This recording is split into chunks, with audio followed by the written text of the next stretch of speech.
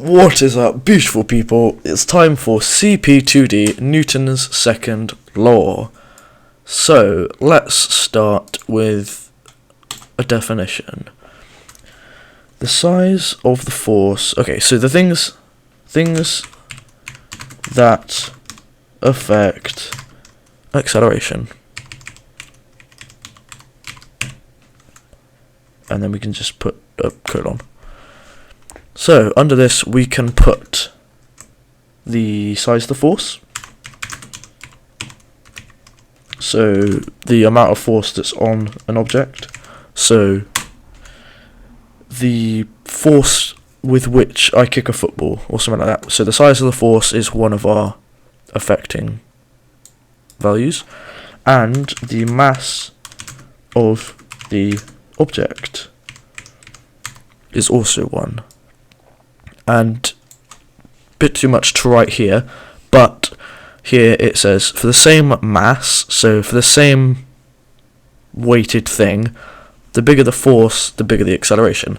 So if I've got two balls that are the same, I just said that, two footballs that are the same mass, if I kick one with more force, that one's going to go faster, is what that says. Pretty much common sense, but you've got to make sure you know it. And also with the mass of the object, for the same force, so if I kick the ball with the same force, a heavier football is going to go less fast, which is what it says there. Alright, let's move on to calculating forces, and would you look at that, another formula triangle. You know how much I love these. Formula triangle.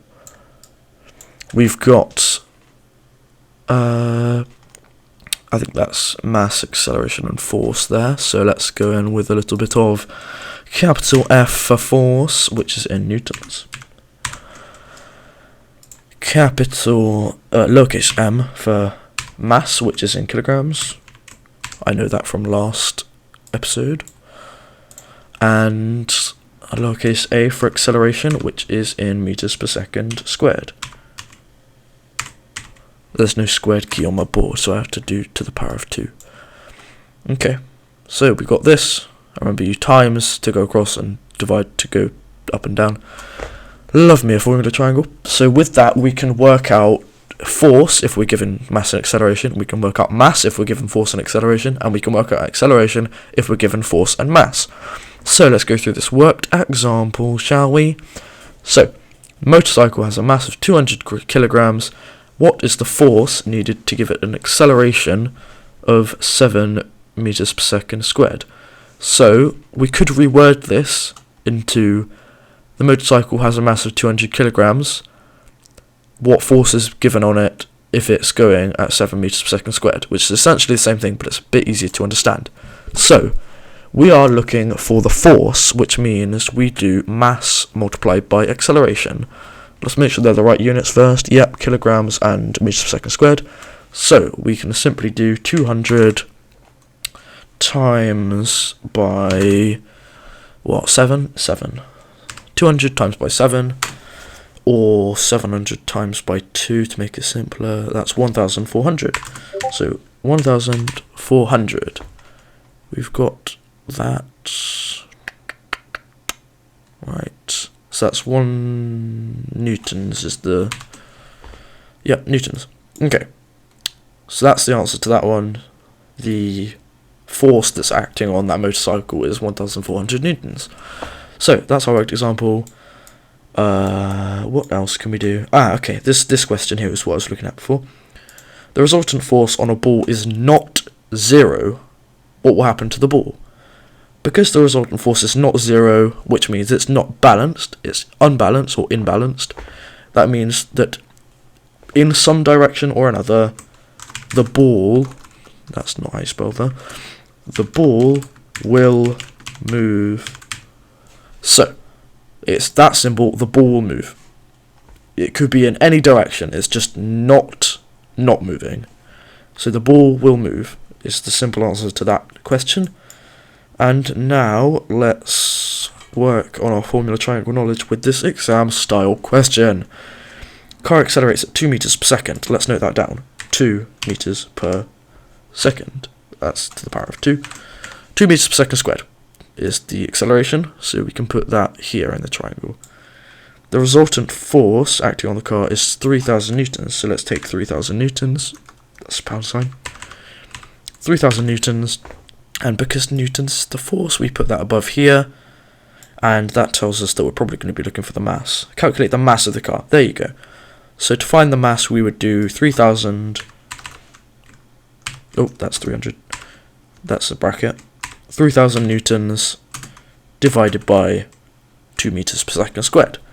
So that's literally just as simple as dividing it by 2. So we end up with 1,500 kilograms, because that's what mass is measured in. So 1,500 kilograms. So the answer to that is 1,500 kilograms.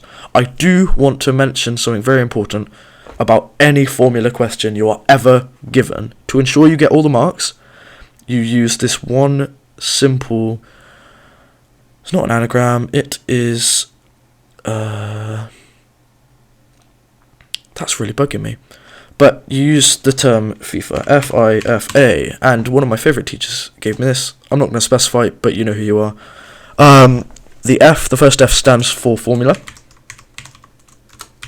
So you write down the formula, which is, in this case, mass equals force times, divided by, force divided by acceleration.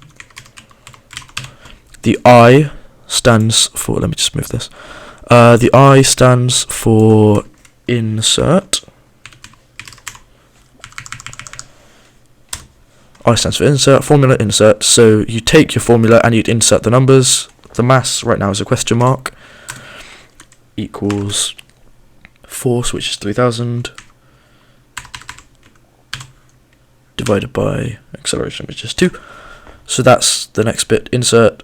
Next up we have the second F, the third letter, which is fiddle.